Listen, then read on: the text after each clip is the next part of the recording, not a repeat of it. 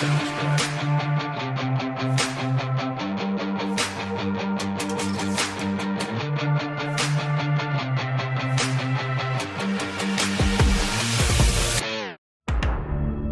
family, welcome to another episode of Wrestling with the Realm. I'm your host, Will, and on the other half of the screen is my better half. He is the Macho Man Randy Savage to my not so loved Hollywood Hulkster. That's my guy, Bry. Bry, we're excited for this one. We are. Yep. Ooh, first name Macho, last name Man. Yep, this is boy, the heavily booed Hogan. We'll get into it. We will. We'll touch on that a little bit, but we will get into it. But Will, let's go right away. Right away. Let's just get into it. Start from the beginning. Yep. Take us away. Will take us through this thing. They start off Raw on Netflix, first one ever with a pretty cool opening segment vignette walking us through kind of the history of wrestling. And that was fire. It was cool. Like right when that popped up, I looked at my wife and I was like, oh man, Triple H is cooking already, because this is like, I was pretty hyped up at that point. Like, that was actually pretty fire. They did a good job with that. Yes, I agree. The game, Triple H is in there, and two thoughts. It doesn't matter how many times Triple H says, "Are you ready?" It gets me hyped every time. It gets you going every time. It's good. And the first thing I notice is the giant Fortnite sign in the middle of the ring. I don't know. It's gonna take a second to get used to, but you got any thoughts on all the promotions in the ring, or no bothers? So, when it bothered me? It bothered me when we started putting Prime on the ring. It bothered me for, like, I can't remember now what pay-per-view. Yeah, everybody, I still call the premium live events pay-per-views. You guys are going to get used to that with this podcast. I'm never calling them premium live events. Actually, I shouldn't say never. I might, but to me, they're still pay-per-views. But I can't remember which one it was, and they had the Prime bottle on there. It might have been Mania. It was, I think. It bothered me for a few minutes, and then I was kind of over it. So, honestly, I noticed it for, you notice it for a minute. You see that they got stuff all over the ring, and I'm just like, whatever, because they've already broken the seal on that. So that doesn't bother me so much. I was digging the black mat, though. I think that all looked good. Agreed. So all of that kind of stuff I thought looked really good. I think the one thing you're not going to get us to say about this Netflix premiere of Raw, you're not going to get us to say that it looked bad. This thing looked like $5 billion, and it was one of the best productions. It may be the best production I've ever seen them do. It looked fantastic. So if they want to put Fortnite on the ring mat, go ahead. It didn't bother me after we started going. I was over that. I don't know about you. What do you think? I don't know. It was just like, we had the Prime bottle in the middle. The Fortnite really didn't bother me. It was just like, there was just a lot going on in the ring. Just a lot. It's going to take a bit to get used to. But I agree. The production value was probably the highlight of the show, honestly, for me.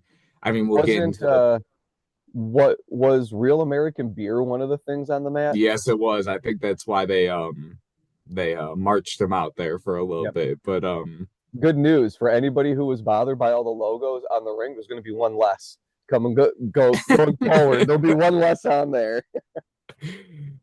But like the production, they had a shot of CM Punk after he did his "It's Clobbering Time" and he turned around with his back to the ring and with his arms in the air, and they had like a shot of him like walking backwards, like from the top of the entrance, and it was awesome. The crowd was going crazy. Like, the production was just such high quality. It was good. So high marks for production. Yes. Now that we got it all out the way, let's get started on the real stuff we need to get into. Yes. The final boss kicks off the show. And Did I the don't know if final boss kick off the show, or did Dwayne I was gonna say kick off the show? he comes out to the ring, Mm-hmm. and right away you could kind of tell that's not the final boss. That's Dwayne Johnson. Um, and immediately starts giving Cody his flowers. Brian, I know you got some pretty heavy thoughts on this one. It Look, we both kind of gave each other the look, and we're just kind of like, what's going on?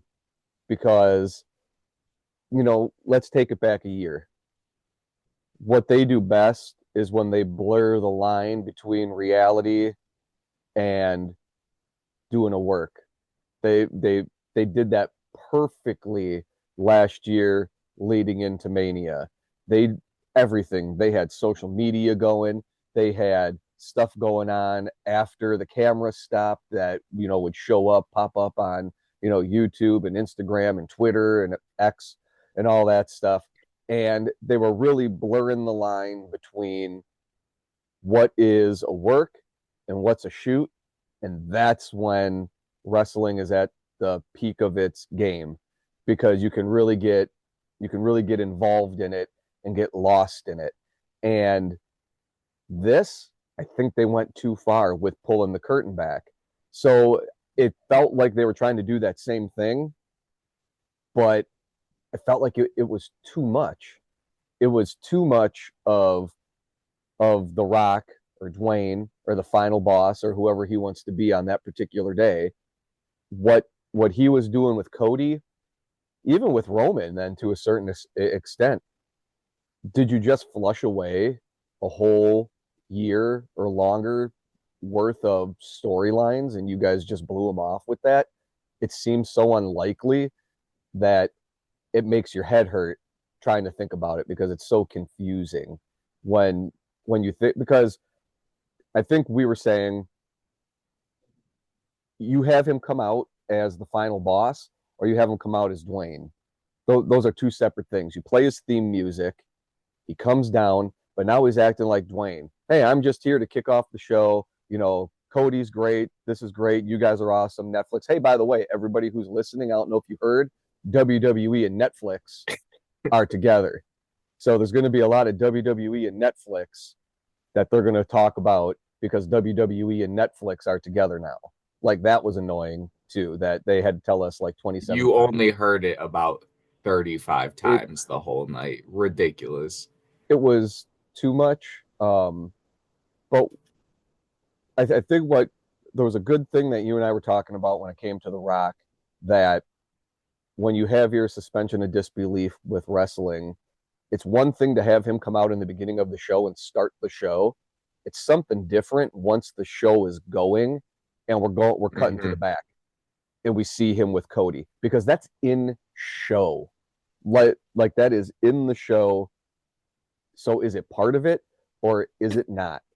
And if they're trying to do the thing where they're trying to be so cute with what's really going on, is there still really beef with Cody and The Rock, or is this just Dwayne coming out as a member of the board and a WWE legend coming out and starting the show?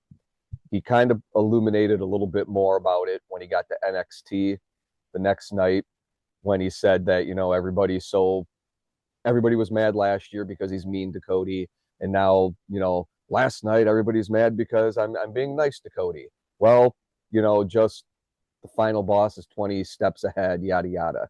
Is that him just covering because people are starting to talk about it, or do they really have something in the works, or are they still just not sure if they can get The Rock for WrestleMania, so they're hedging their bet? All of that felt contrived, and it kind of makes you mad, because you had such good things going with that final boss character. I think we'd all be sad to see him go, and it kind of throws all of the storylines into a blender. But who knows? It's irritating right now. Maybe they can make something of it, and maybe it is going somewhere. But Yeah. it's going to be a hard road to hoe going forward if they want to move with it.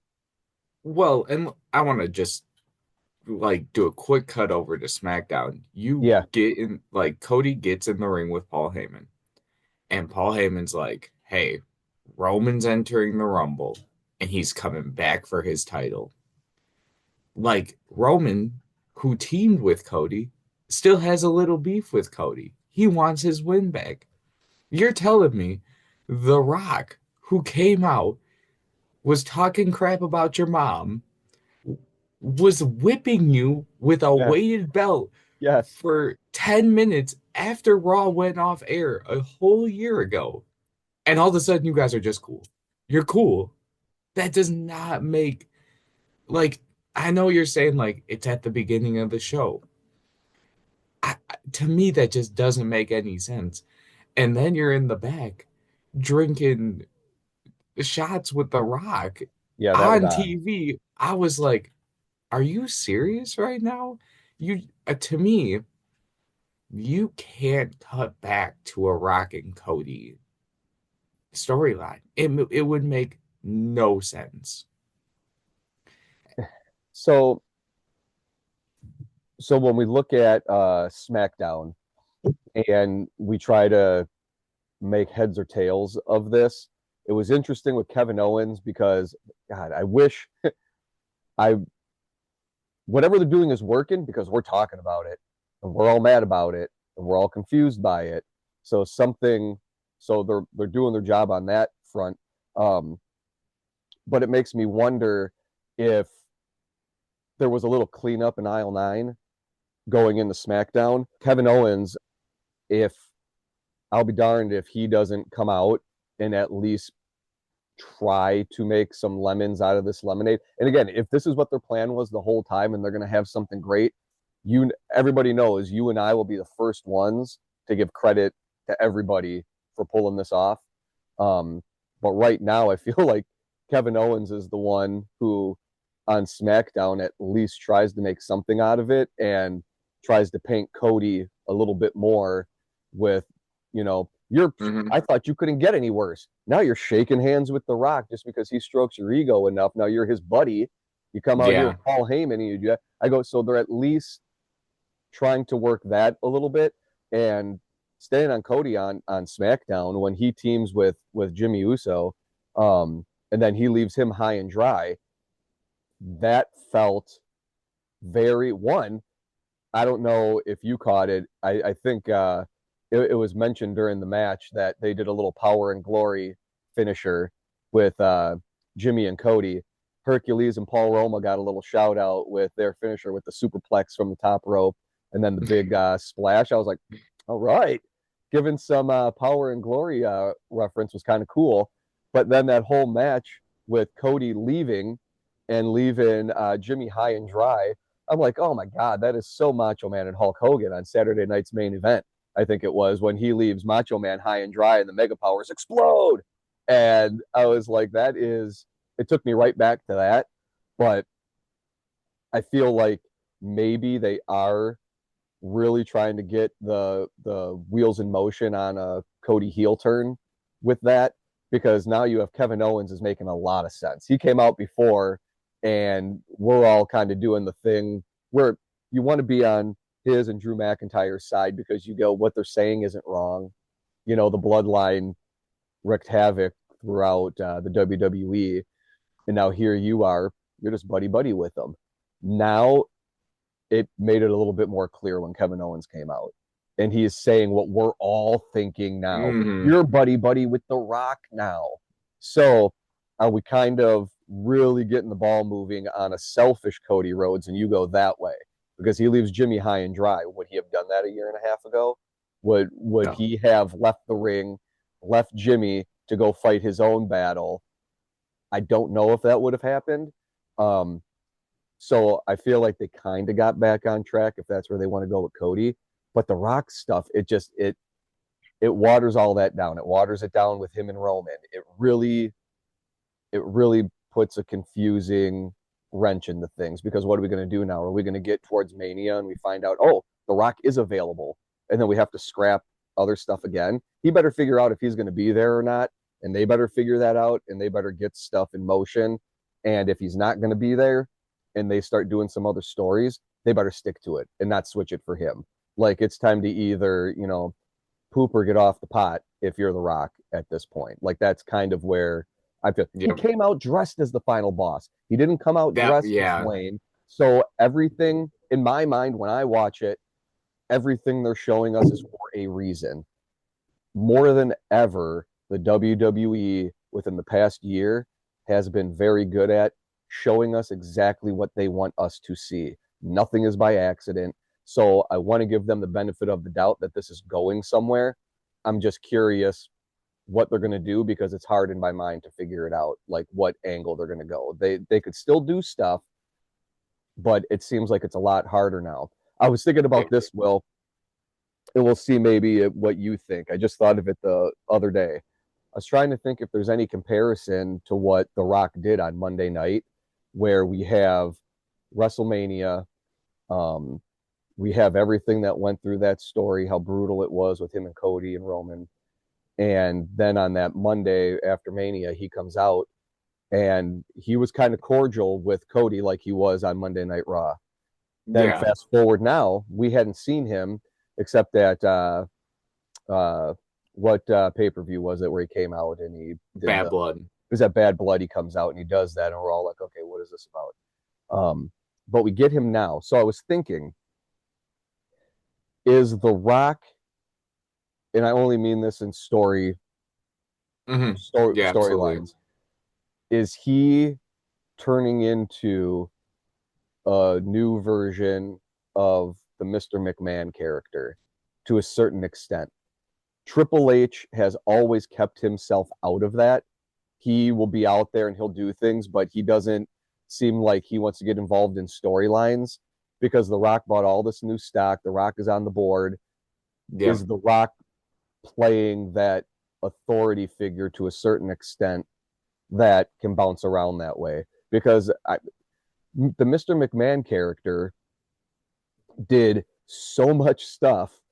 Then he and Shane went away at one point, and that's when Triple H and Stephanie took over, and you had the McMahon Helmsley era and all of that. Vince and Shane come back. They're baby faces, big pop when they come back and put Yeah. Stephanie and Triple H down. It's like we all forget about all the crap that they did before they left. So it's not unprecedented that we have this kind of a thing. I think it just feels different because last year at WrestleMania was so good. We wanted to keep riding that wave. So maybe there's something that they're referring back to and they're kind of Yeah. reusing a storyline again a little bit. Not exactly, but hopefully people get what I'm trying to say. No, I do. And I was gonna say I totally get what you're saying. And I can see the comparisons you're drawing between the two characters. I mean, he brought up that he bought more stock on Monday Night Raw. Like Yep. he made that very clear. He is like still the final boss. Um I wonder if they're gonna make him more of an authority figure, a higher up, and he's gonna throw his weight around now to get what he wants. But for that to happen, he needs to come back. I truly wonder what direction they're going in because if he does come back, they're for sure going to lean into that angle where Mm-hmm. he is not just the final boss, he is your boss. Like he brought that multiple times. He bought more stock probably just to do that, you know? And it always takes me back to that match at WrestleMania. And I think I've mentioned it on here before. And I loved it. It was one of my favorite things of WrestleMania last year is when The Rock used that in the match with the referee. And he told him, no, Yep. no, you stop counting. I'll fire you. You're gone. You know, you're stop doing what you're doing. So he was throwing that weight around a little bit. And those are the things where I go, none of that stuff is on on accident. They're very good at thinking these things through. And as much as Dwayne is Dwayne, he's also still a very good wrestler and also knows the industry really well and knows how to Yeah. do those things. So I feel better today as of this recording than I did a few days after Raw watching that because it felt like everything, the rug was pulled out from under us. So I feel a little bit better about it now, and maybe that's because of SmackDown, and that made me feel a lot better. But I'm still I'm still nervously questionable, skeptical. man. Yeah, Yeah, I agree with you. And shout out Kevin Owens. That dude is literally yes, doing he a, is. first of all, already had a Hall of Fame career, and now he's doing the best work of his career. And it's just like he is on a roll. Like, I hope this ends with some sort of championship push. They never flip-flop the titles, but and they can't take the belt off Cody. Not now. But man, is he so good and he deserves something.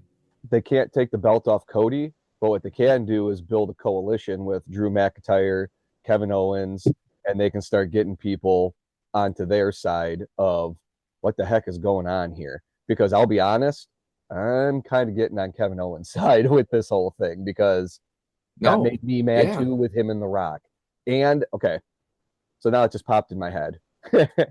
if if they want to turn Cody heel down the road, which I'm loving that idea. As soon as when we were talking about that, I was like, oh God, I do love that idea a lot. If their plan is to do that, this is not a bad way to do it because Kevin Owens becomes the audience at a certain point. He's us. And there's Hmm. things that Cody Rhodes has been doing that have been very heel. Hulk Hogan used to do the same thing for a long time where you would watch some of those old matches. This bro is working like a heel and people are cheering for it until people finally said enough in the Royal Rumble with him and Sid Justice, where he pulls Sid out and the crowd boos, and then WWE has to go in later and dub in cheers. Boy, that's ironic now. Um, boy, boy, how do things come back around eventually, many years later? But Yeah. and people finally had enough of it then because you go, this dude's a straight up heel. He just pulled somebody else out of the Royal Rumble and eliminated them from outside the ring. And we're supposed to just, swoon because he's our guy. I feel like he's been doing a lot of things. You brought it up. You said going back to his match um, with who was that? Who he had the match AJ Styles with at AJ Clash at the Styles. Castle. Yep, Yep. at Clash at the Castle. You brought that up perfect when we were talking about this, and you said as soon as he brought out those stairs and he was doing all that stuff, those were those little hints of what's Cody doing because he's not he's doing some pretty heelish stuff, especially when you have somebody who is a throwback babyface character. Like he is a Hmm. throwback Yeah, he to is. the olden days of what a babyface is. So to see him do some of these heel things and to have Kevin Owens point it out, because I go, yeah, you're right. You are shaking hands with The Rock. What are you doing? This is the stupidest thing. So they're getting people Yep. on to that side. So when that turn comes, it's a little bit more believable and people legitimately have a reason why they're turning on him. It's not just in ring stuff, it's out of ring stuff. So that could be good. So if there's little things that they're doing where I can see where they'll go, but it takes finesse and it takes a lot of talented people to do it. And I'll be darned if Kevin Owens didn't help clarify this a little bit. Maybe I'm making Yeah. too much of a big deal about it, but it made me feel better. Yeah. No, I agree with you 100%. And Yeah. to kind of close this part of it, we can go to the tribal combat. Yep. Um, Roman defeats Solo. Interference from just about everyone. Like you could think of that would be in this storyline. And then The Rock puts the Ulafala on Roman, and I'm pretty sure everyone thought he was gonna like just hit him with the rock bottom, but he doesn't. 100%. He doesn't, and that's kind of the other part of this where you're like, man. And I compare this back to the 2014 Rumble that Roman won in New Orleans, and The Rock comes out and raises his arm, and it like so many boos. So I mean, Hogan hashtag, booze? Was it huh? Hogan style booze? Oh no, man, that Okay, it maybe wasn't not okay. that many boos, Okay. but it was bad. It was bad, and he like it was like canceled WWE Network, like Mm. people were done with wrestling for a little bit. And I feel like this was like that moment where they were like almost closing the book. And I don't want to say that because I want to see Rock and Roman. I think everyone does. I Mm-hmm. think even last year people wanted to see it, but like he just kind of came in and cut off a really good storyline that they had going. And people want Cody to finish the story. But now that the time is right, I feel like The Rock is just kind of still probably sour about that. And I don't know if that's the reason he's not coming back or if he's doing something. I heard he's redoing scenes for the live action Moana. That's And what I that's saw. why yeah. I was like, my gosh. But Well, for people who don't know, um, I am very much uh, into Disney, the Disney theme parks, especially. My wife and I are frequenters of Disney World, Disneyland. So I'm very much in with that Disney side of things. So I'm trying to find out and trying to listen to some of the sources and people that have inside company stuff uh, about Moana. Not related to wrestling or The Rock per se, but just in general how the production of Moana is going to see if that's accurate or not. Because I don't know if that's accurate. I'm trying to find out yeah, exactly what's going on with that production on that end to see if that's a thing. It very well could be. I mean, the timing would be right for that because they had principal photography, I think maybe a month or a month and a half ago. So, but that's quite a ways down the road if they know they have to do pickup shots already for that. But I'll see if I can dig anything up on that. But that's what I heard too, is that it's for the live action Moana, which we don't need, by the way, everybody. I'll show my hand on that. We don't need live action Disney movies. We have the movies already. We don't need live action ones. yep, Don't agreed, need that. agreed. Um, so that's what I've heard though, is that he has to do pickup shots. We will see about that. The problem comes in, like you said, we all want that match at WrestleMania. I mean, we've said it 100 times on here that that match is happening. It's really going to suck if it doesn't, and it's not just because it would hurt our expectations of what we wanted. No offense to CM Punk or Drew McIntyre or anybody else. This WrestleMania that's coming up, they're going to have to do, if The Rock isn't going to be in a main event and one of those guys are going to be, and you want to make a story with something, you're going to have to do a lot of work to make it as good as what it could have been with The Rock and Roman Reigns, because that chapter is open. And as long as that chapter is open with those two, it's always going to feel unfinished and nothing's going to be as good as getting that out of the way. If it's CM Punk and Roman Reigns, what are they having a match for? Roman has to get a championship if that's the case, but that means that Cody doesn't have one. And that, so there, you see where the problem comes in when you're No, trying to book those main events. the only thing they could have a match for is like you remember the custody of Dominic Mysterio match between Eddie and Ray. I love that, and that's what I wanted for WrestleMania with Liv and Rhea, and we're not getting that, but we'll get there, folks. I'm heartbroken. They could have a custody of Paul Heyman match. CM Oh, Punk and Roman Reigns could, but that'd oh be the my only thing they could God. have a match over. That's the My only name thing. is Paul Heyman, and I need somebody to win so I can decide who has custody of me. That would be really funny. That it's a who gets custody of Paulie. That is super silly. And oh man, if other people were running this company, they would feverishly be writing down what. Wait, Will said custody of Paul Heyman. Man, oh, this good stuff. Like they would have been writing it down. Yeah, man. Thank God we don't have that. But I like where your head's at, Will. That's really funny. Um, Yeah. so the match proper with Roman and Solo, um, it was a good match. Yep. It reminded me so much of Cody and Roman at WrestleMania, though. It When we got Yeah. to the end of that and we started getting all of the run-ins, it just reminded me of that so much.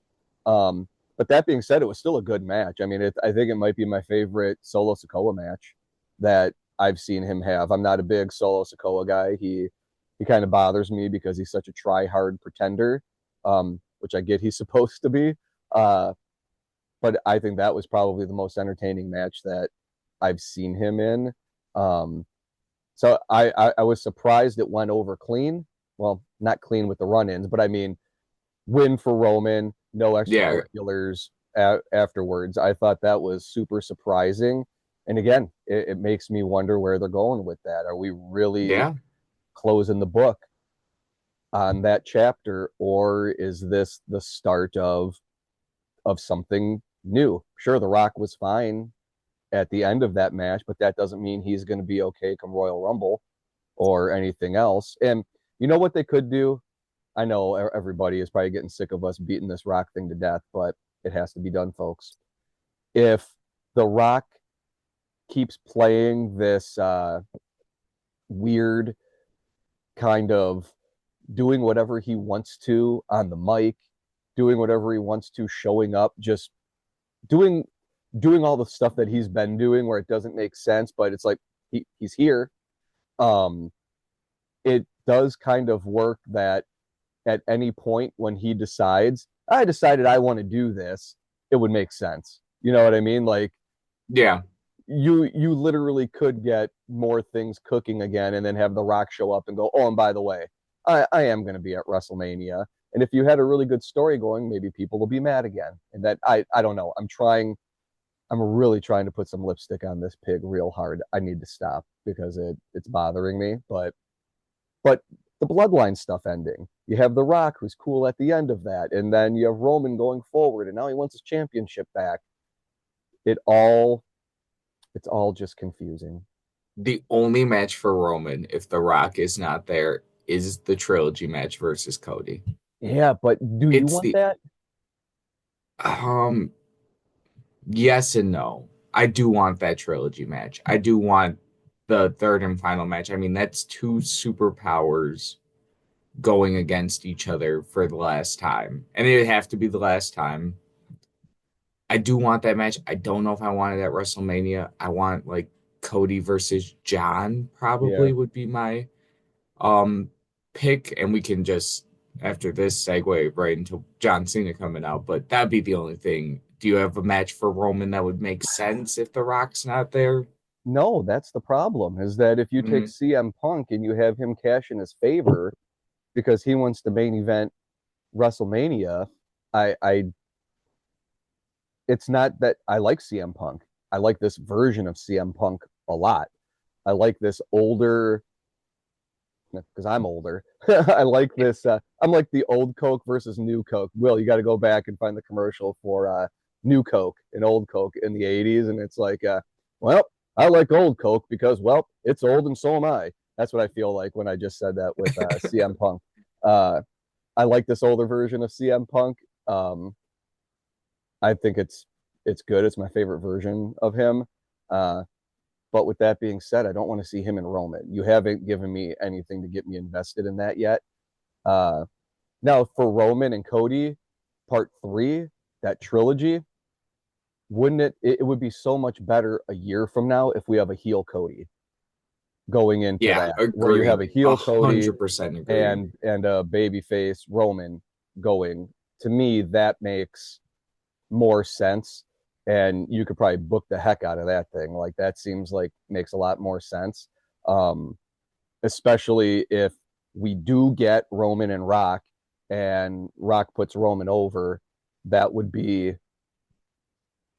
good going forward with Cody and Roman for next year.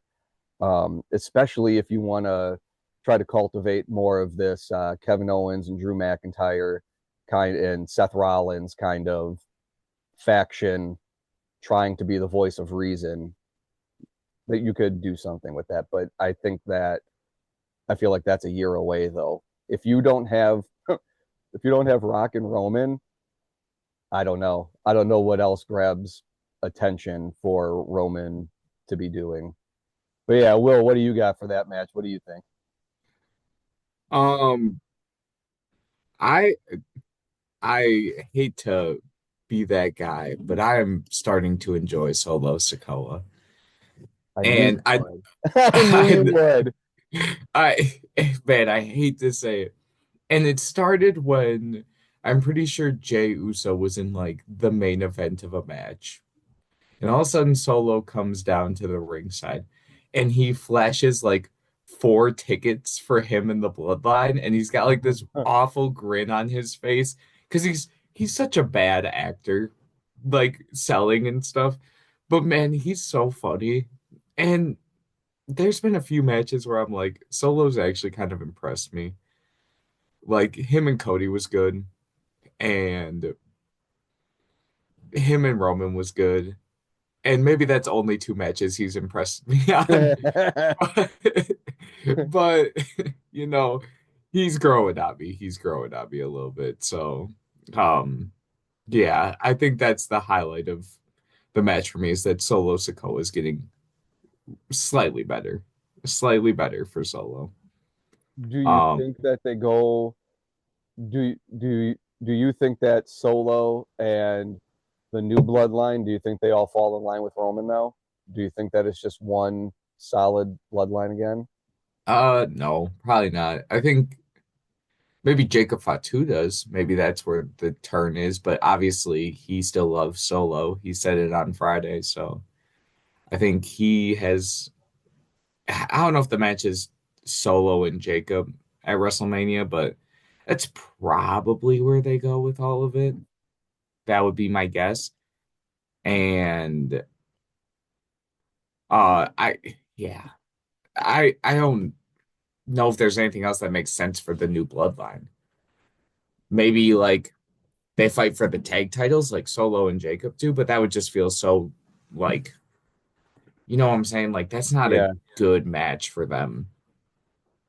it's not a good match for them. It just because I ask because it made me think that I feel like Solo probably falls in line, but I wonder about the Tongans and those like Tamatanga. But yeah, maybe you're Like right on that. it makes me wonder about that if that's where we get a split. Is we have a couple of people that don't get on board and they have to be excised, and maybe you get a feud with that. Because if Roman, see, the thing is that Roman isn't really playing face or heel right now. He's No, doing he's that not. he's doing that Stone Cold thing where it's even CM Punk right now, where it's is he a face character or a heel? Choose your own adventure. What do you want him to be? So it's harder for Solo to get over with people cheering him than I think it is for Roman. So that'll be interesting. It just feels so odd that they were blowing off a lot of these storylines on Raw. But Yeah, they closed a lot of storylines on Raw, but let's get to a storyline opening up. there you go. John Cena's back, huge pop.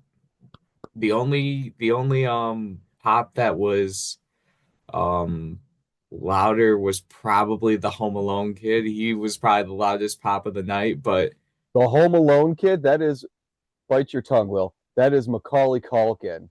That is Kevin. That's him. And that was a huge pop when they went to him. And man, you know what they need to do is they need to sign him because he sold it great. He had the hat down, popped it up, and knew exactly what he was going to get in return man, and for he it. got oh, dude, out of all the people that got the loudest pop, it was him. That was crazy. I felt Uh, bad for poor Will Friedle when they showed Topanga, and and I'm he like, didn't get there's any mention.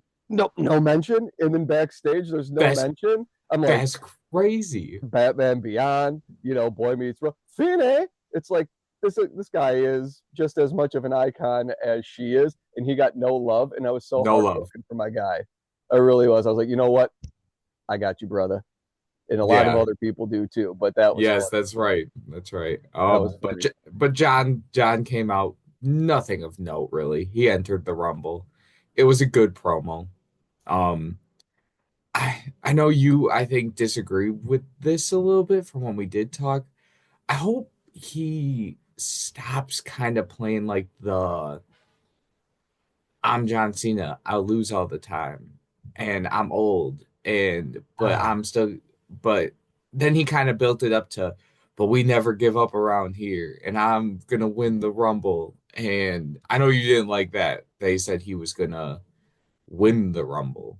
Yeah, that was one other thing that was made better on SmackDown. So what I thought for that is I liked him doing the it's been, 2,800 and whatever days since I won a match.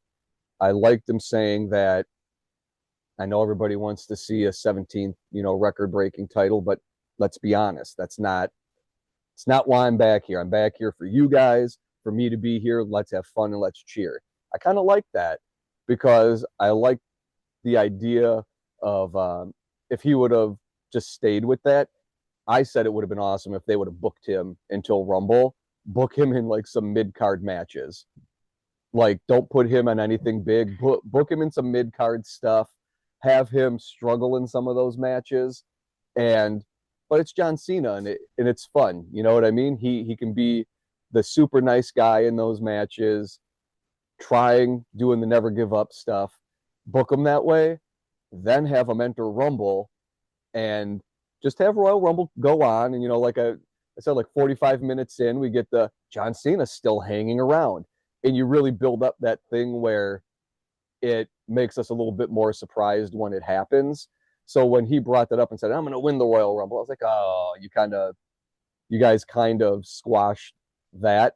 But as I was saying, it was made better on SmackDown with my name is Paul Heyman again coming out talking to Cody and saying Roman Reigns wants his championship back. He's entering the Rumble and he's going to win, and he's going on to WrestleMania. That Yep. made John Cena saying he was going to win a lot better because now you have somebody else who we all legitimately think can win the Rumble for storyline reasons and other things where we go, we could see that. So if they do a couple more of those where they get some people who we definitely like, CM Punk did it too. That you said that afterwards with Jackie Redmond when he's talking about 46 is just a number, just like 1 through 30 in the Royal Rumble.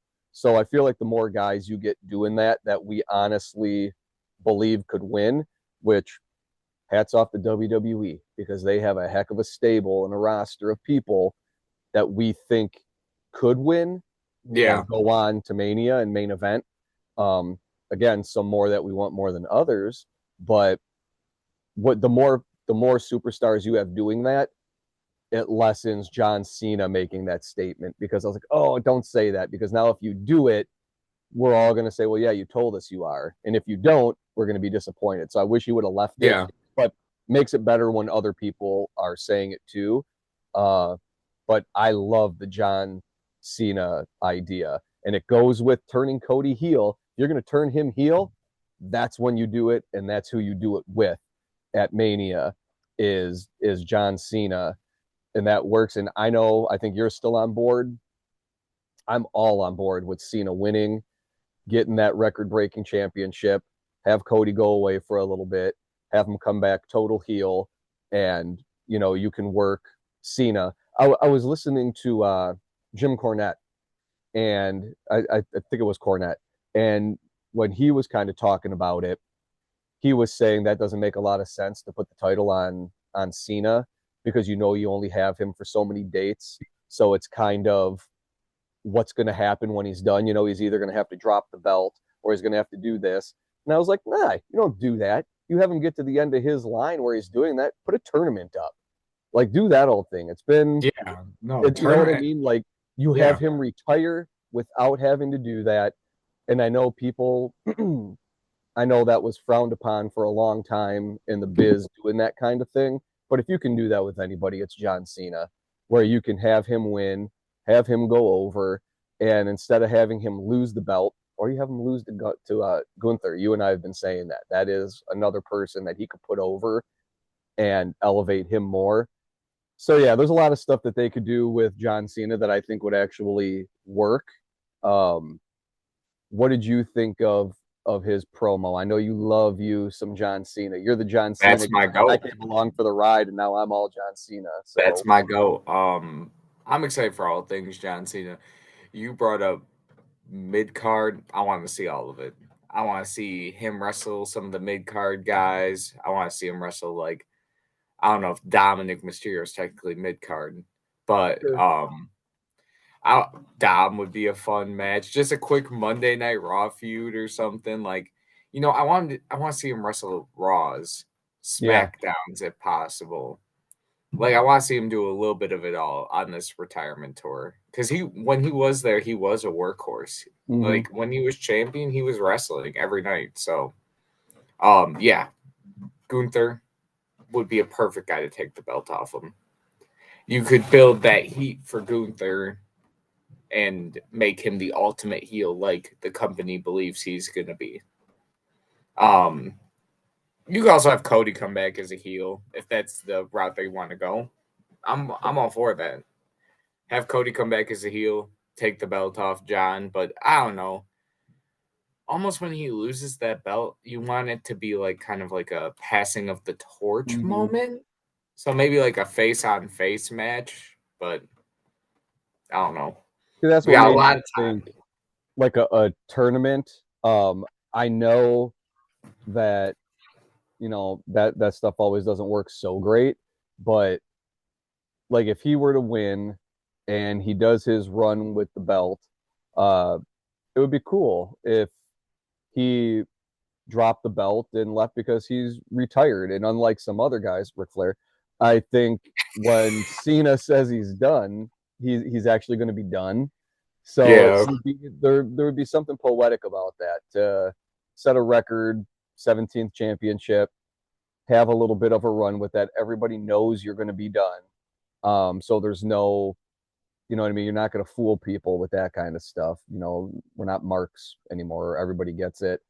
Yeah. I feel like it would be a cool moment to have him retire a champion and then you kind of reset the board with a tournament for that would be kind Mhm. of, I feel like that would be kind of cool because you can start a lot of new storylines that way going for that championship. I think that would be kind of neat. But I'm all for some John Cena. I was happy to see him. I was We glad are to see him excited. out. I feel like out of all of these weird promos that we got on Raw, his made the most sense out of all of them. Mhm. Uh, Agreed. Rock coming out was weird. We didn't need that at all. Uh, we've beaten that like a dead horse. Cena's made sense. Um, but moving along, what do we have next, Will? Tell All everybody right. what happened next.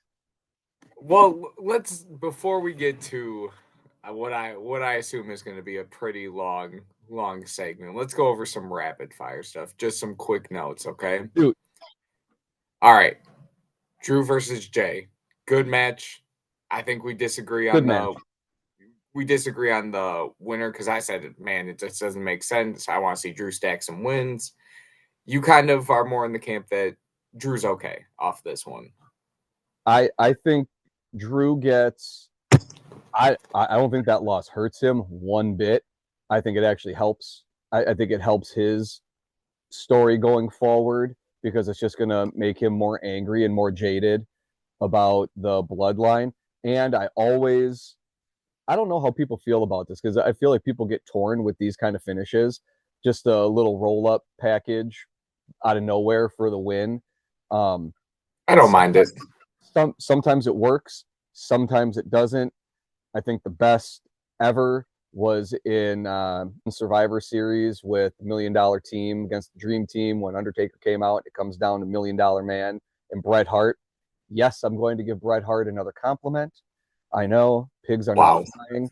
Um, that was such a great match for a lot of reasons. One, you had Taker comes out.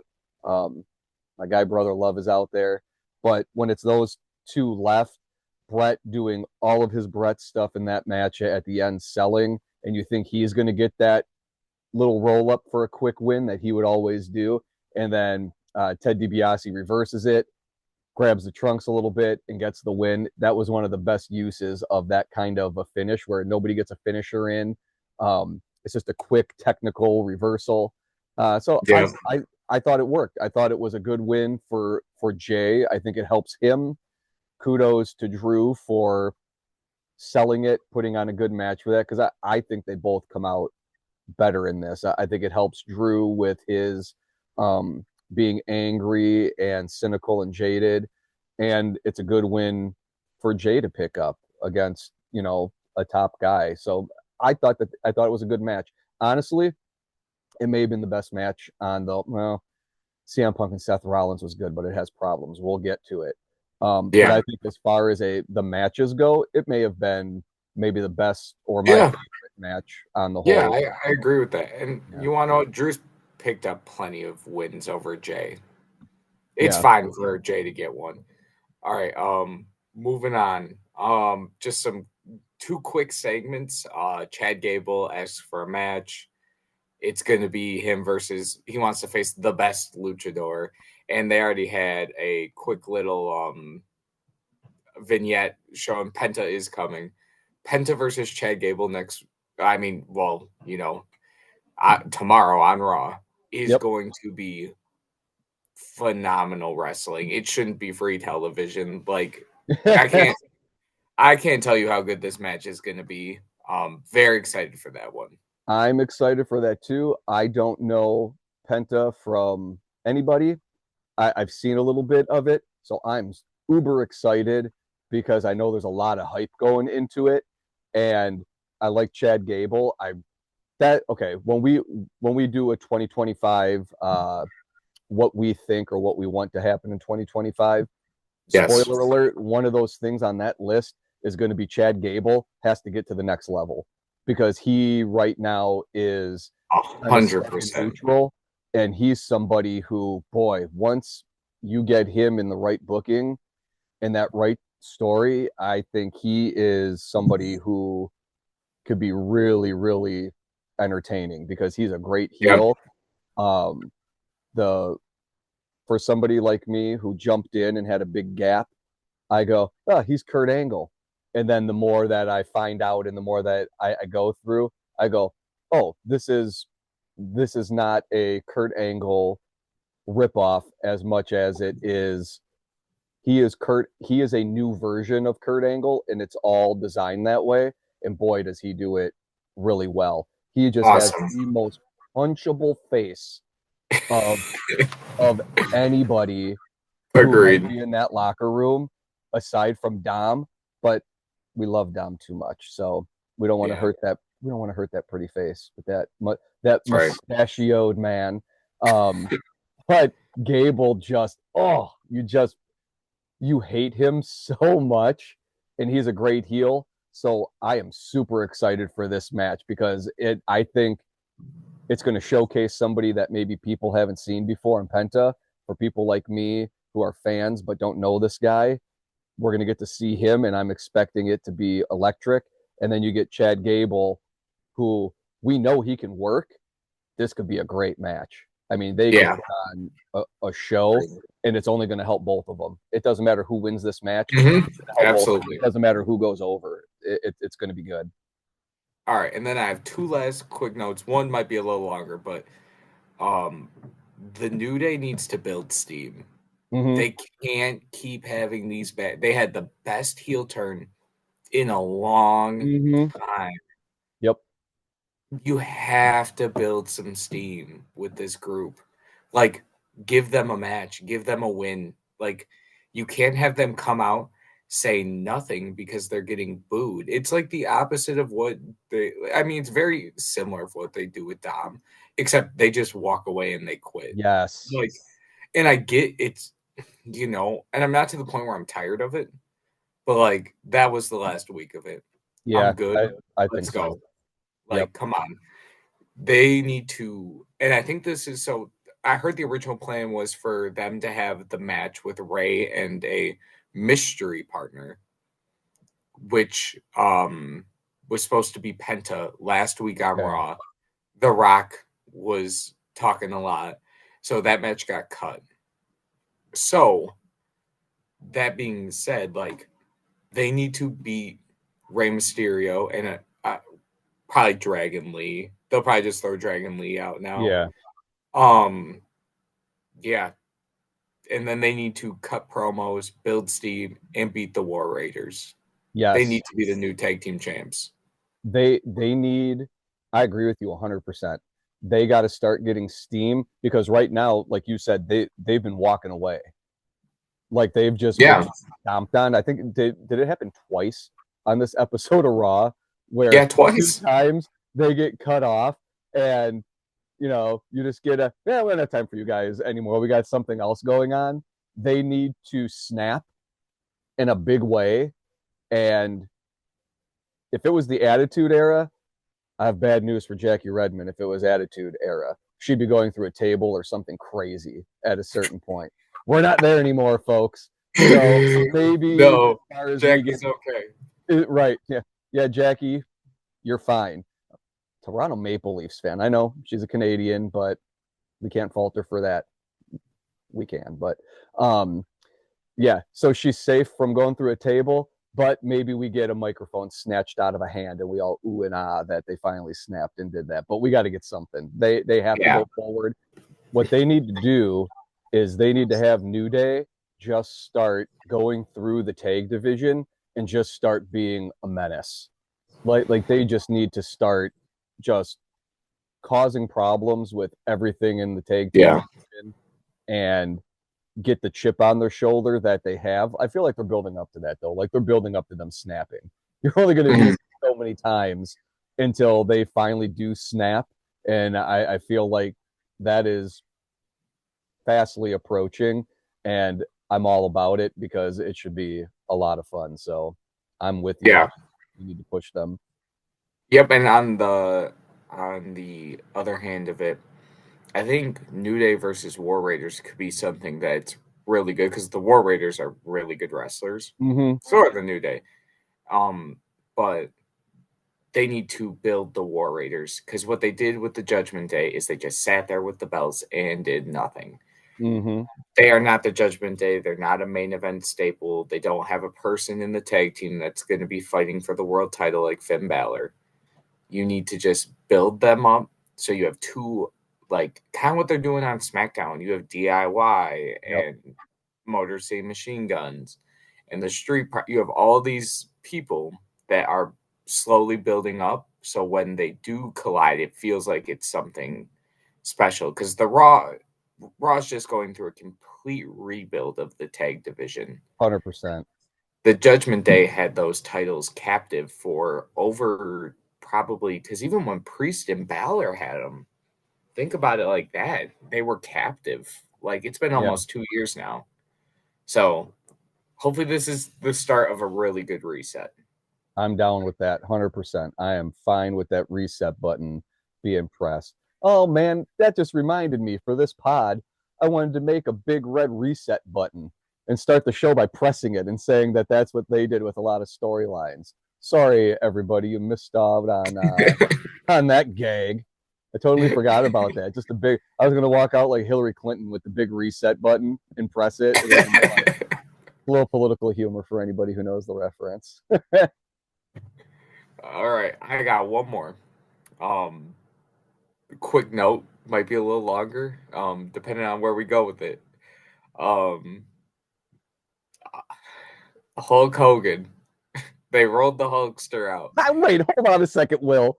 I love that you went, okay, one more little thing that we have to talk about. Maybe it won't be little. You undersold that so well. That's why everybody loves you, Will. That's why you're the man. Oh That was God. funny. Oh, he's man. You said something hilarious when we got into work on Tuesday. You were like, "Man, you know Hulk Hogan got in the back," and I was like, "Man, Jimmy, they So, really didn't like you out there, oh, man. They did." Jimmy, brother, they weren't feeling you, brother. Like, I was like, that is so hip. I saw one person leave a comment on something, and they were like, Hulk Hogan 10 years from now. I remember I was at the debut Netflix Raw main eventing, brother. I had that. I was over. Like that's how he'll rewrite that history.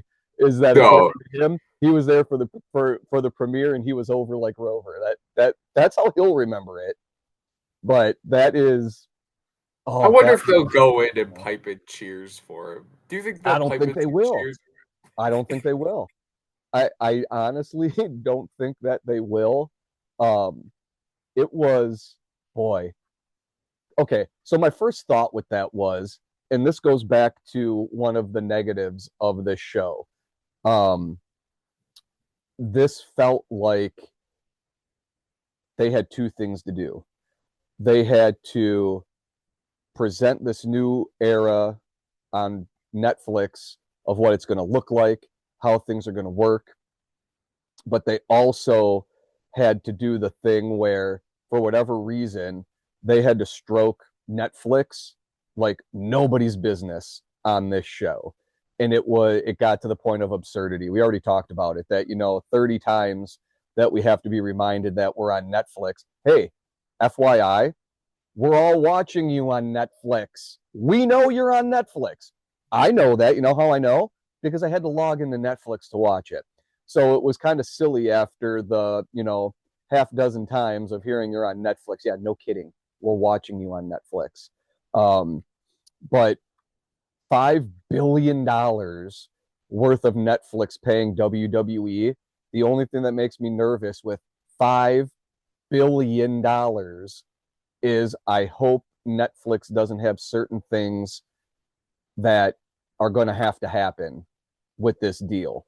And because Hogan felt like that, Rock coming out felt like that. A lot of it felt like a Netflix mandate of what they wanted to do. And poor Triple H and everybody else who's trying to put the show together had to find a way to accommodate Netflix. And like that, I might be totally wrong because I'm not there. I don't work for Netflix. I haven't stayed at a Holiday Inn Express, so I haven't even pretended. But it just seemed that way. It seemed like some of this stuff had to be coming from Netflix, and Hogan was the biggest thing with that. It was like he came out there to hawk his All American beer and to talk about being on Netflix. He didn't need Yeah. to be there. It made no logical sense why he came out. There was no reason for it. And I would love to know, what would be really funny is if Triple H was sitting somewhere with a Netflix exec, the guys who were in the front row who we had to call out and go No to pop. them. No pop. Like, No reaction. No no one re- cared. thank you, Will, for that, for noticing the same thing that I did. Nobody cares. We know you're on Netflix. It's like that felt so weird to me that we had to shout out those guys and The Rock has to go over and he has to, press the flesh with those guys and call them out. That was weird. Like that seemed very strange to me. Um, so Hogan just felt like some sort of a mandate that we got to get Hulk Hogan on there because the Netflix people are like Hulk Hogan wrestling. Like that, it almost Yeah. felt like these guys are like, yeah, so what are you guys doing? So is Macho Man coming out? Is Miss Elizabeth going to be there? And everybody's like, who wants to tell them that this isn't what we do anymore? It was Yeah. weird. Um, so Hogan getting booed out of the building was it was funny, it was sad, and at the end of the day, it did not help a show that had a lot of questions to it. Like that's kind of Yeah. the It most just that added I can another say is one. that it didn't add a thing to it. It just made it lesser. And that was a problem. And I will be curious to see where they go from here. If we're still going to have the All American beer ads on the mat, I'm sure we will. I'm sure they're not going to take that Yeah. off. Too much money. They're not going to let this one thing, you know, get in the way. They'll chalk it up to being in California and yada yada. But maybe not a great idea to bring Hogan out. You got to read the room a little bit, and they didn't Yeah. do it. And it just came off being funny to everybody. And I would love to know, like, poor Jimmy Hart. Can we just take a second to say that Jimmy Hart, by all accounts, is a very nice guy? He's at least 80, and he's out there. That's a lot of work for him to do. To come out there, he's swinging that flag, trying as hard as he can, and he couldn't save he couldn't save his buddy, and Can we it was too bad. can we bring Jimmy Hart out next week? Just Oh, him. And just can we cheer him? that would Like I feel be so bad, man. amazing is if they just use Jimmy, because people would pop for Jimmy, I think, especially if they did it again and he came out and shot the same promo that Hogan did, rips off his shirt. He's like, oh, look at me, baby. It's the best. Like if he did that and pulls off his shirt, that would be so funny that I think people would actually get a funny reaction to it. Like it might be one of those things you have to lean into.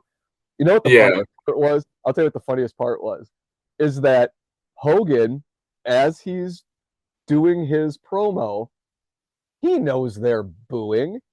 So he shifts gears and he goes, I know what I'm going to do, brother. I'm going to start throwing out names they can't boo. So he starts Andre the Giant, Randy Savage. People don't care. They're going They're through that. booing. He was like, there's no way people can boo the American flag and Andre the Giant's name and Randy Savage's name. Nope, they can. Got bad news, Terry. They can and they did. So that was it was unfortunate for the show. They didn't need that on top of everything else that went on. No, they didn't. Speaking on other things, you especially probably think went bad. Let's get into it. Oh. Liv and Rhea. Rhea captures back, wins her second women's championship. By all means, good match. Good match. I thought in terms of match pace at the end, you're telling me the most dastardly of heels, Dominic Mysterio and Liv Morgan. Dom does not get involved during the match. He just sat there and watched his girl get pinned. How do you let that slide? You haven't let that slide in like 200 some days of her having the title. How do you let that go? Oh, I mean, I just thought that was weird. Like, you have Liv Raquel out there. There's no Damian Priest. yep. I just thought that was so weird that they barely got involved. Oh, they tried to do the finish at the end, and I'll give them credit for that. That the way that they tried to choreograph that a little bit, where you have Dom on one side, and he's just the distraction, so Raquel can do her thing, and it was a good idea.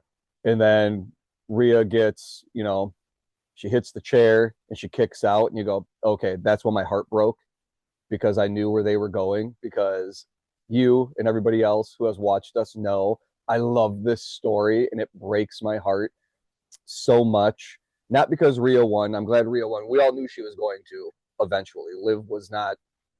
We knew that there was going to be a blow off match at some point and that Rhea was going to get that belt back. We knew that. I thought it would be further down the line. I was kind of surprised that they chose this, Netflix premiere of Raw to blow off that storyline. That's what hurts most for me is I get nervous for Liv, what's going to happen with her now, because she has been a red hot heel. She has been great in this role with Dom, and it makes me nervous as a fan of hers to see what's going to happen with her. Like Rhea, you can do whatever you want to with her. Yep. Like it's not going to matter. She is that good of in-ring character. She is that good that it doesn't matter what you do with her, it's going to work. With Liv, it makes me nervous because I don't want her to slide back into mid-card obscurity. And that's what scares me because it's been so fun. She plays such a dastardly little blonde heel so much that one of my nieces, her kids love that storyline too. And we were talking about it the one day, and she just walks in and she goes, "Oh, her laugh. I can't stand it."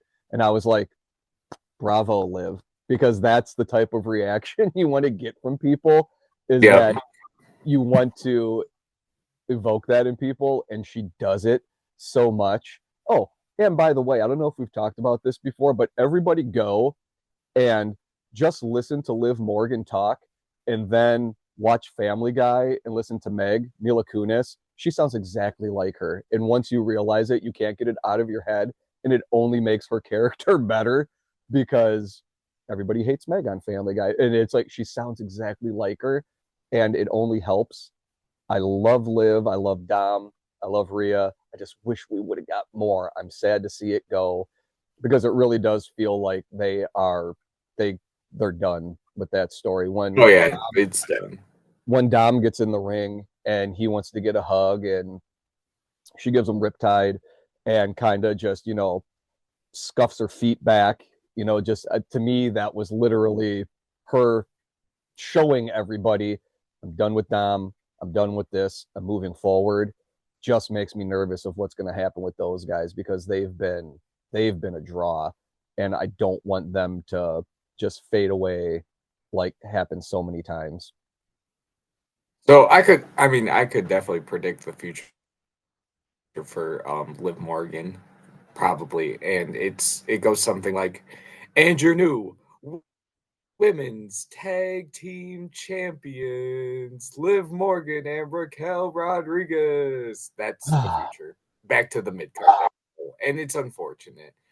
I I just don't see it going any other way. Like you can Oh, tell they're going to be in some Mania showcase match because unfortunately the thing with taking the belt off Liv here is there's not enough time to build her into like a women's IC title match. exactly. Um I don't know. You can easily just put them.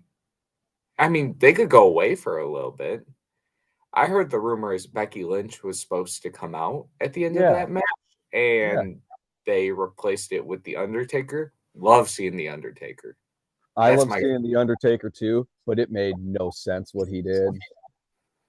That was no. another one of those Netflix promo things where I'm like, great, Taker is here. I love seeing him.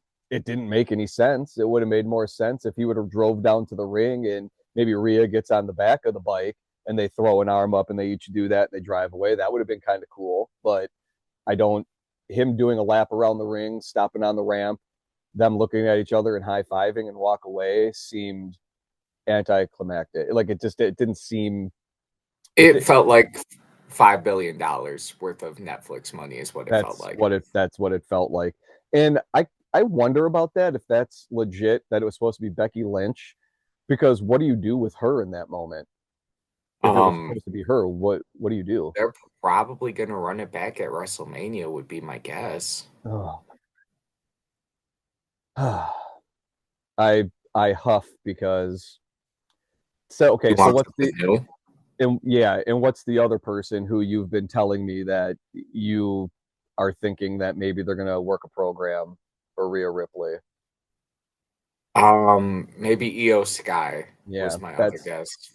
that's the other one that I'm lukewarm. I love Io Sky. She's a great worker and she's fun, but does that get people tuned in for WrestleMania to see Io Sky and Rhea Ripley? No, probably not. Unfortunately, maybe people really love good wrestling, but I don't know. So we need Io Sky needs a mouthpiece to be out there to give her.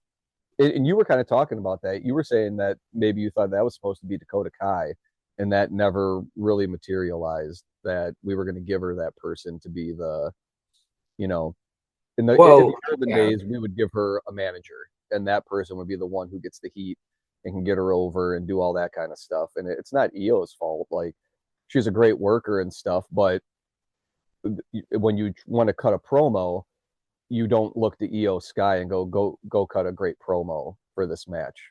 And yeah. that's the problem. It's not her fault, and that's why that kind of sucks. Well, and Dakota Kai was her mouthpiece and kind of was Bailey in Damage Control. And you put Dakota Kai now in an opportunity to win the women's IC title. If she wins that, fingers crossed she Fingers does. crossed on that big time. Like Um, yeah, fingers crossed. But she's not going to be the mouthpiece anymore. And if you're putting Io Sky into a WrestleMania feud without a mouthpiece, it becomes tough. It just becomes a tough sell of a match. That's why I think they're going to go with Becky and Rhea and then Charlotte and Tiffany, kind of yes, like the old generation versus the new generation. You could even have a tag match of some sorts at like an elimination chamber mm-hmm. because we've actually seen both sides of that be a tag team before. We've seen Tiffany and Rhea tag actually recently versus Nia And it was great. and yeah. It was really Oh, good. not Nia, but Liv and Raquel. So Yep. you've seen that before. And I mean, Charlotte and Becky have a historic history, like tagging Right. rivalry, doesn't matter. Great work. So I think you could do some exciting stuff with that. I'm definitely looking forward to the future with the Rhea stuff. Not as much for Liv. I hope it's not tag team championships, but Yeah. who knows? Who knows? I mean, I guess it depends what we decide to do with. I mean, I think everybody can agree that Judgment Day is coming to an end, and that Please. is going to have to break up. So I suppose there's something there that you can do with Liv and Dom. Um, but it makes me so nervous because I've just loved seeing this story. It was so fun. It was so good. I have to get over it. I guess they did their job. If I'm that broken up about it, about my dear Liv is gonna fall back into obscurity, you know? It has to happen sometime. I just wish it wasn't now. I wish it would have went just a little bit further. I mean, Yeah. you're gonna have to break up her and Raquel at a certain point. Like, so there are things that they can do. Just it's gonna be hard to get as much heat as they had with Rhea and Dom because that was so good. So good. Yeah, But your other options live in Raquel with a yeah, Raquel face turn, ugh, and I don't want that. yeah, no one I'm wants that. sorry. So I didn't mean for it to sound that way, but I don't that it can doesn't, sound that way. It really you can. No know, one wants. They can both do better things. It's not a knock on Raquel. They can both yeah. do better things. I'd rather see them win the tag titles because at least that's something. And right now we have women's tag titles are kind of in limbo a little bit. Oh, Yeah. speaking of that, just to touch on SmackDown a little bit with Tiffy Time and Nia Jax and Bianca and Naomi and stuff. Yeah. Did anybody else raise an eyebrow when Naomi's like, I'll have two championships? I'm like, girl, you shouldn't have that first one. You didn't win that. Jade Cargill won that with Bianca. You came in as a fill-in and get to have that spot. I don't know. That just it was super funny to me. I literally was like, what are you talking about? Like, you're the last person of the people in that ring that should be talking about that. I don't know. It kind of hit me as super silly that she would actually say that because you didn't win that one. That's again, that's a straight up heel thing to do, is to be Well, given a championship and heel come in and play Naomi that way. is heel Naomi is coming. Like she's definitely the person that took out Jade Cargill. She So has to be now, right? yeah, no, that's for sure what's happening. Right. That is for sure what's happening. So maybe you can get something cooking if you want to throw Raquel and Liv into that. Maybe you can elevate that women's tag title story that they've kind of been spinning their wheels in. I mean, how long have we gone beyond or between Damage Control and Bianca Belair and Phil and the Partner? It feels like we've been doing that for a while. That maybe we need to get something else going there, and maybe they can like maybe that's it. Maybe that's the answer is we get Liv and Raquel and work something there. I don't Yeah, know. I'm really trying. I'm devastated and heartbroken, crestfallen. I am with it's all right, man. No one likes that. to see one of their favorites lose the Yeah, title. No one likes to see that. you know, it's like your favorite sports team having a good season, but some guys' contracts are coming up at the end of the season, and you go, boy, I know some of these guys ain't gonna be here next year, and it makes it hurt Yeah, just a little bit more that you go, we didn't get where we wanted to, and some of these people that you really like, are going to be gone. It kind of feels like that because Liv is good on TV and she's a great character. Boy, does she get heat, and that was such a fun one. It's so sad to see it go, but yep, let's move along. Well, I feel like I have said more about Liv and Rhea's match and Liv Morgan than anybody else collectively has. I think I'm the only one who is that high on that. I know people like it, but I feel like it seems like other people generally don't have the greatest the greatest feelings for Liv like I do. Well, I'm gonna have a moment here because we are moving on to the main event, Yep. and production was great on the entrances. First of all, CM Punk with an homage with the jacket that he wore at AEW in London when Yep. he was fighting Jack Perry. Great little just tidbit right there. I really enjoyed that. That's the kind of Um stuff they do really well when they do that. When and it's funny because that goes with this Seth and CM Punk feud that they've been having, especially over the last couple of weeks when they've been shooting their promos, and they've been going hard at their yeah. promos, and they have had things that I'm kind of surprised have been let go, like letting them do their thing because I mean, let's call a spade a spade. They brought up Vince in that Yeah. promo a week ago or whatever it was, and raised a lot of eyebrows. We were like, wow, they're letting them go there with this. So with him coming out with that jacket on, felt totally in line with the whole thing. They are not afraid to reference AEW, and they're leaning into some of that stuff, and that's when it's really good. Yeah. Plus, Yeah, that is it's always what's really really good. good. Um Gosh, I want a preference with what I'm gonna say. With I don't dislike this version of CM Punk. He's doing great work. Um, his feud with Drew was amazing. I'm just in the category of like the people that are like, yeah, I agree with Drew McIntyre. Everything Drew Mm-hmm. McIntyre is saying is correct. Everything that Kevin Owens is saying is correct. Dude, everything that Seth Rollins is saying is correct to times a million. Mm-hmm. Like, this is a dude that went out the past 10 years and absolutely took a dump on your company. Like, massively. Like, talked crap about Vince, who deserves it.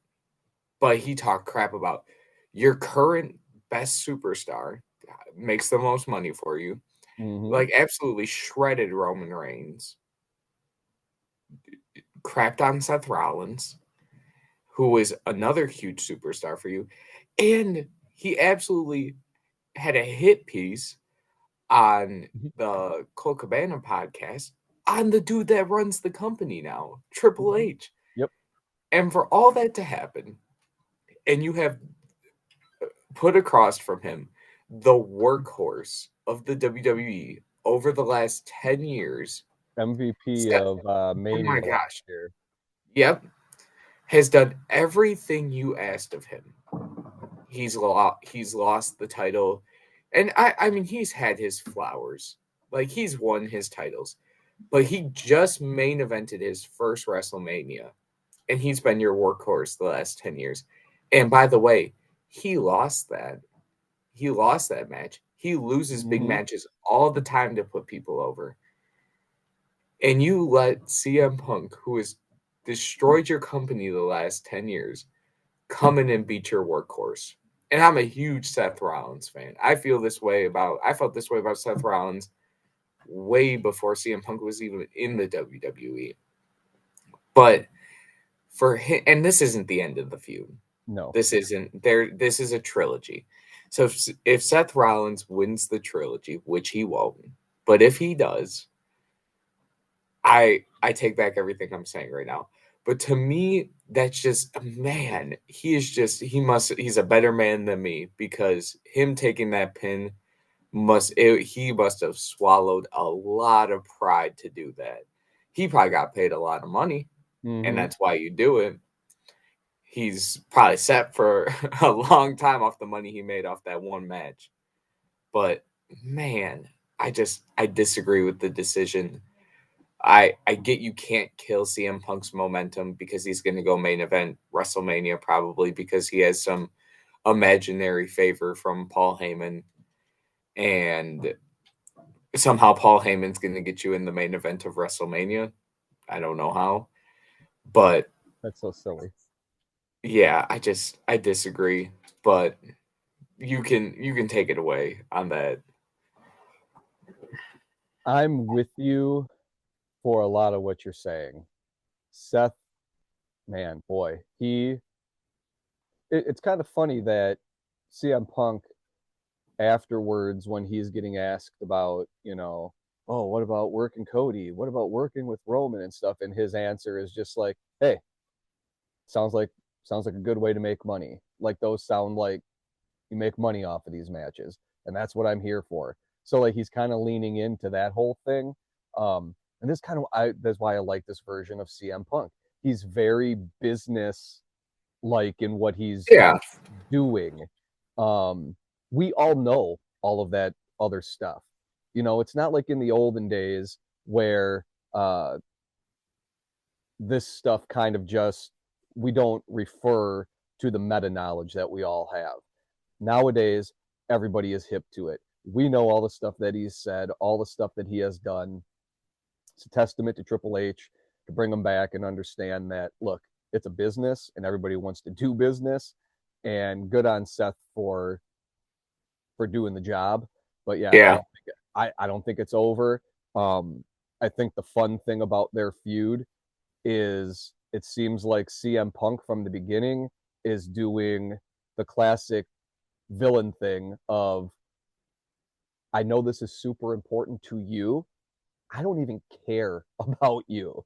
And those are like that happens in movies and shows all the time where you have Mhm. this villain and you have somebody who is so passionate about taking them down and the villain doesn't even know who they are because they are so far away from that. And I like the idea of CM Punk.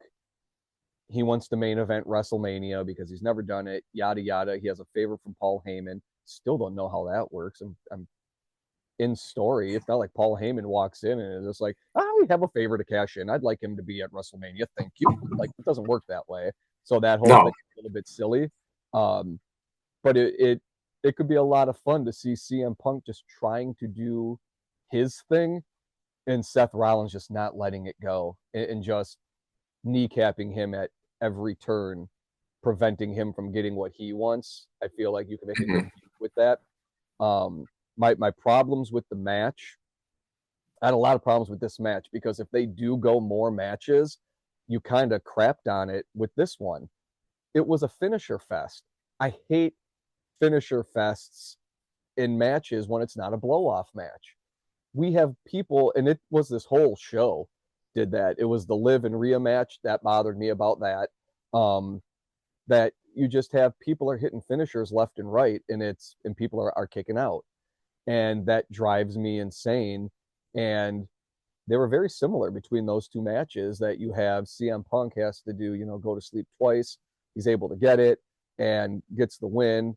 Rhea has to do the exclamation point of doing two riptides in a row, and there's no getting out of that. I get it.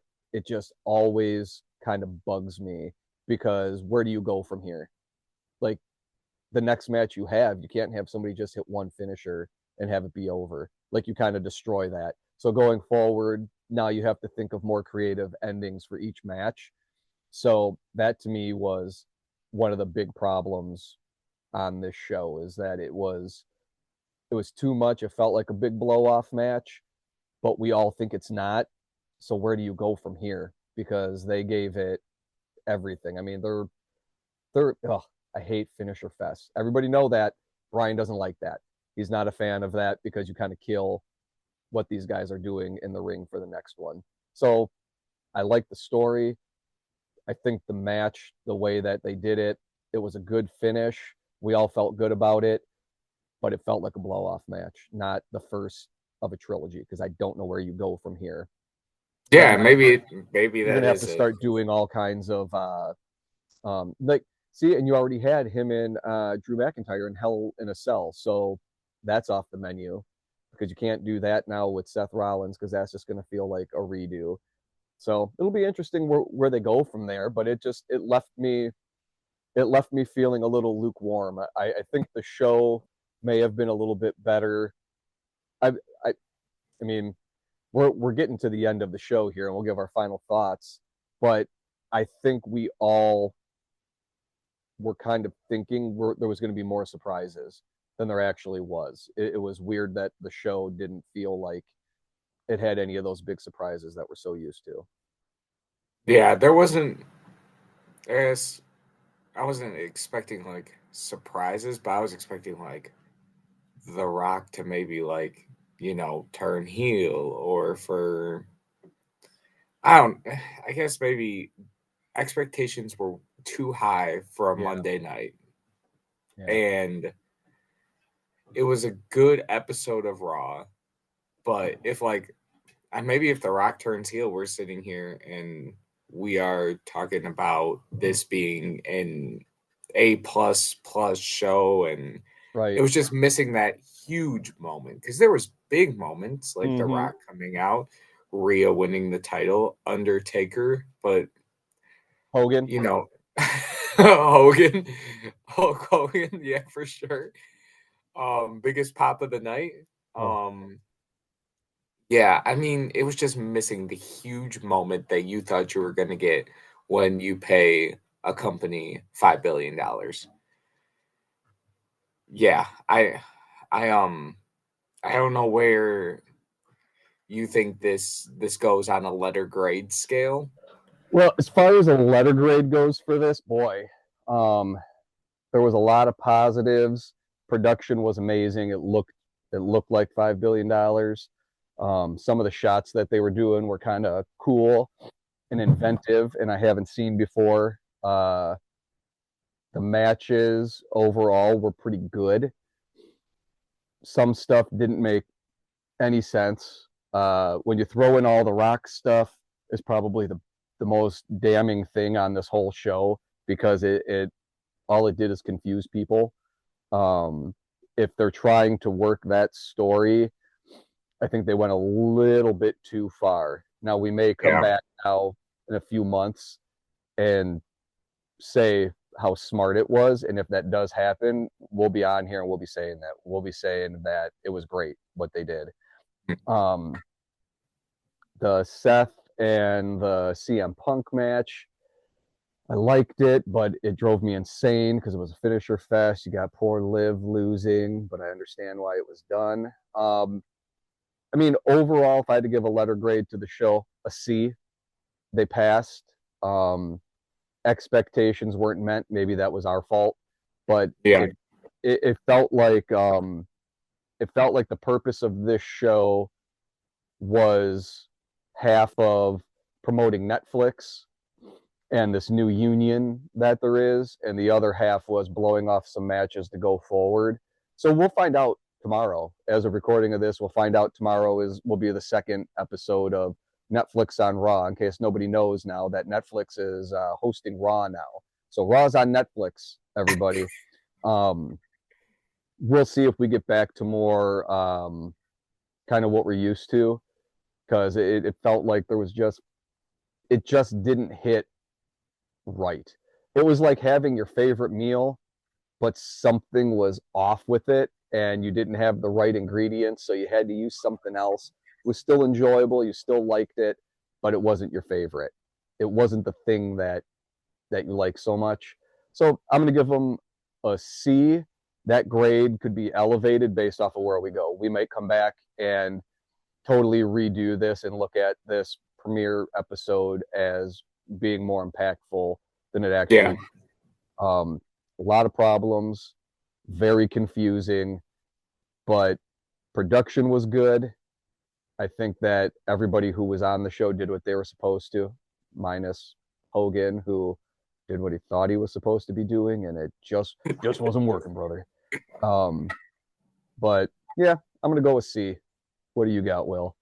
I'm a little bit higher, honestly. I was Okay, gonna go that's B surprising. minus, because I I agree because my expectations were definitely not met, but the wrestling was good. In the four matches there were, I mean, there wasn't a whole lot. There's that. Um, and anytime if there was any other Raw on the USA Network that you got The Rock, The Undertaker, and in wrestling terms, Hulk Hogan, you'd be like, "Man, this is great. What's going on tonight?" So, I guess I'm trying to look at it from that view that, like, there was a lot that happened. Um, and you had a title change. Um, unfortunately, I maybe that's why my views are maybe a little bit more positive on it, but I'm somewhere in between a B minus and a C plus because then I Okay. just remembered that Seth Rollins lost, and that just rubs me the wrong way because like that's your workhorse guy, but at the end of the day, it's not the end of that feud. So we'll see where it goes from there. Let me ask you this. If, because I know for myself, if The Rock wasn't there or he didn't, so like if he didn't come out to his theme song, if he wasn't dressed like the final boss, if he came out as Dwayne and came out as almost like a show host, started the show, didn't do anything with Cody or anything like that, I think that the grade would be a little bit higher. But because they muddied the water so hard with The Rock, that I think that is one of the things that brings the score down a lot for me. Had it not Yeah. been for that, I would have given it a solid B. I would have been pretty happy with it. I understand why they do some of the things story wise with Liv and with CM Punk and all that stuff. Um, I think The Rock clouded it more than he helped it as of right now. That can always change, but I think if we excise that part of it and there was no Rock, I think that the grade would be higher. Do you feel the same way? Like, is that one of the things that holds you back a little bit? Yeah, no, 100%. I agree with that. I think if all that stuff didn't happen, it might be like in the B plus range for me Right. because like, then the only big like bad thing about the show was probably the Hulkster then. And we would Eh, all have a laugh about that. Like, I don't know if anybody's grade would bring that down. I mean, it might actually, if The Rock wasn't there, the grade might actually be elevated by that because that is unapologetically funny what happened. Much The Rock just it just confused everything. And I think from the people that you and I have been talking to, everybody kind of had that same feeling. Yeah. What's up? What's going on? It may make sense. I think Kevin Owens helped. Um, so we'll see where that goes. But I definitely think the grade would have been brought up if The Rock wouldn't have been there and did what he did. He was dressed like the final boss. Man, like they so tell me if you're like me, Will. The biggest part of me is saying they're showing us we need to stop doing what we're doing and dissecting this. They're literally showing us it's part of the story. Like the biggest part of me wants to say that. He came out to his theme music. He's dressed like the final boss. He's backstage doing shots with Cody during the show, not a pre-show or afterwards. It's during the show. The biggest part of me wants to say knock it off because they're telling us. Quit being that type of a fan where you're dissecting it. They're literally overtly telling us this is part of the show. But then there's the other side of me that says it might have been too much. I understand if it's part of the show, but it may have just been a bit too much, and that's why they get the C. It was a little too much pulling the curtain back. Yeah, I don't disagree with that. Or it's the third option and it's Rock hitting the deuces for a little bit and he's heading out. And I think that's actually probably more where I'm at. Okay. And I feel like that's why maybe it doesn't bother me as it did at first for sure. Cause I was like, this makes no sense. And I was kind of like, oh, maybe he's just out. Maybe he's out. Maybe he drove away in his big truck with his drink in hand still drinking and driving. Can we Just can we put a PSA out to everybody who's listening? People, please do not copy what The Rock does. Don't do that. That was one of the things that stood out the most that I was disappointed in the production is he he's holding the bottle. He's doing a shot with Cody, gets in his car, and drives away. That With the was bottle in hand. bottle in hand. Now, I heard Bischoff say on his show that he was like, well, the cap was on it the whole time. But it's like, yes, but we saw him he was doing shots with Cody. Like, we're not in the attitude era. Like, you can't do that kind of stuff. Um, so Gotcha. it was that really stuck out. And I was like, man, you guys, come on. Like, let's not, let's not do that. It's so I weird hate that. because the attitude era, the stuff that went on is bonkers now when you watch it. And now I'm being an old fuddy duddy and seeing that and go, you can't do that because kids could be watching. But you know what? Kids could be watching. People don't do what The Rock does. Don't do that. Be better. I feel like that's just a good PSA in general. Yes, Just it don't is. do what The Rock does. Yes. Yep. What else you got? You got anything else, Will? I'm really all good. I do have a quick like little housekeeping note for our viewers and our listeners. Throw it out. As of right now, the January 12th, 2025 looks like TikTok is going down. Looks like it's getting banned. And um I will probably come to you guys next week with a better plan of how we're going to get our short form content out. This will absolutely be clipped up, put on our YouTube channel. 100%. Stay tuned for that because I know it is a long episode that we got going here. We appreciate you if you've listened this far into it. We got a lot of good stuff in this episode. So, but the short form content will be out there. Most likely, my plan is to make an Instagram account for the Wrestling with the Realm Yep. podcast. So stay tuned for that. I will probably have that up and going by next episode. So Awesome. it will be in the link in the bio. Awesome. That's you know, Will makes a good point. There's a long episode, but this is kind of when we kind of envision that this podcast, this is kind of where we wanted to get to, is a little bit more longer form with us hashing out the stuff that we want to talk about. Because sometimes we'll go off into different directions, me a little bit more than Will, but that's what Will's here for. He's here to reel me back in. Yeah, Um, but if anybody, if you guys have stuck with us through this episode, I do think there is a lot of people thinking the same things that we are. And I know there's been a lot of Raw reviews out there, but it had to be done. This one felt like we needed to talk about it. Uh, yeah, so, I mean, Raw isn't something that we're generally always just going to dedicate a whole show to. But this one felt like it needed to be done because we're kind of treating it like a pay-per-view. A lot of big things went down. Let us know in the comments, though. Let us know what you guys thought about the show. If you agree with us about anything that we said, especially if you disagree. If you guys ever disagree with us, put it in the comments and let us know because we love hearing what everybody else thinks about it. Like, it's kind of the beauty of doing this. And with wrestling, there are no wrong answers. You know what I mean? Everybody's opinion is what makes it fun. So if you have a different idea or you disagree with us, always let us know because I would love to hear why. Because you guys might have something that we didn't even think of, and it's something that we can kind of play around with because you guys might have your finger on the pulse of something different than what we do. absolutely. Um, I absolutely agree with that. we will see where we go from here. I feel a Yep, lot that's better right. today after SmackDown than I did on Tuesday.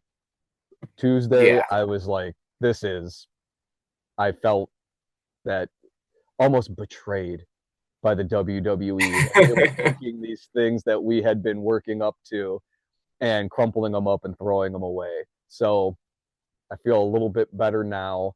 And we'll find out tomorrow for sure. Like tomorrow will be the real litmus test to see if we're back on track with storytelling and getting back to that now that we don't have to stroke the Raw executive or the Netflix executives and let everybody know that we're on Netflix. If they say it a dozen times again tomorrow, they need to stop. They're going to start getting comments on that if they do that again. Everybody knows it's on Netflix. yeah.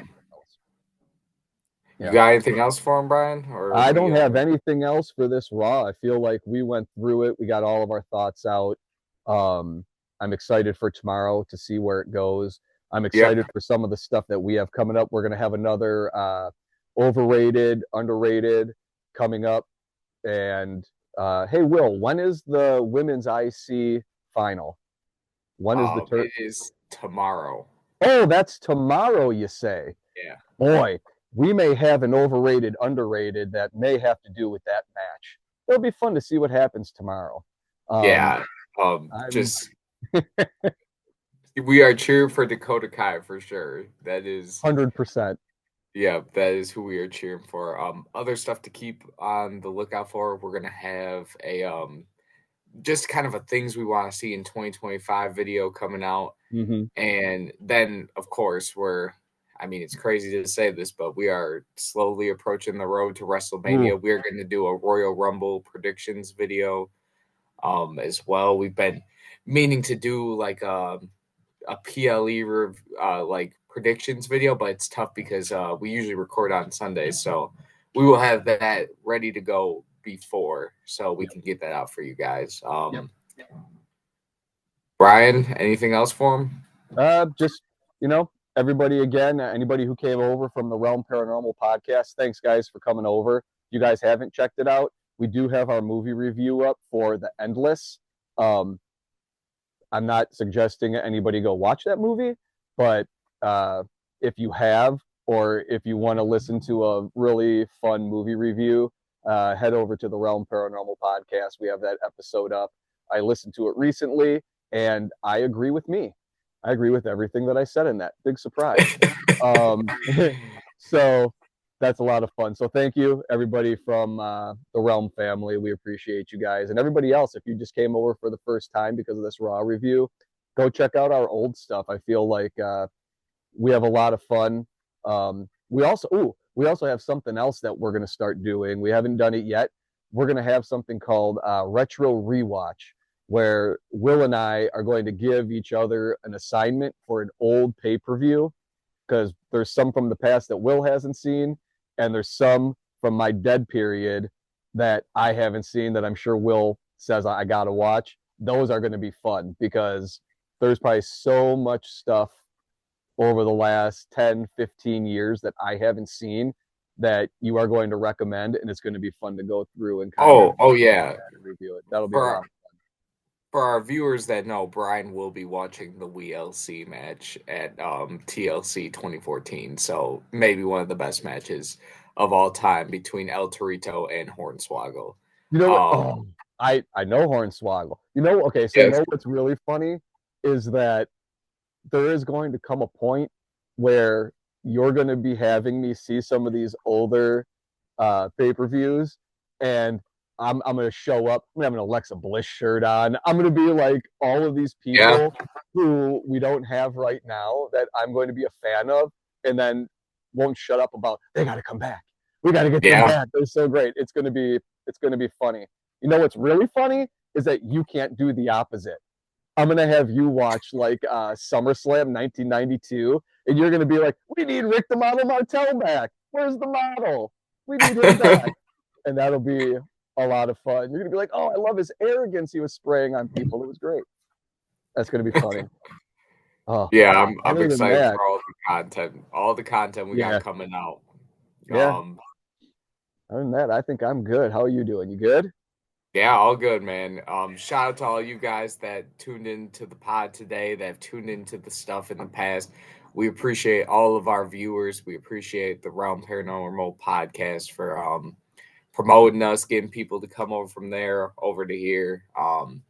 And that's it, man. I hope all y'all have a great rest of your day and Oh, Will, I peace. got one more for you. You're wearing your Ooh. Packer hat. What do you got for today?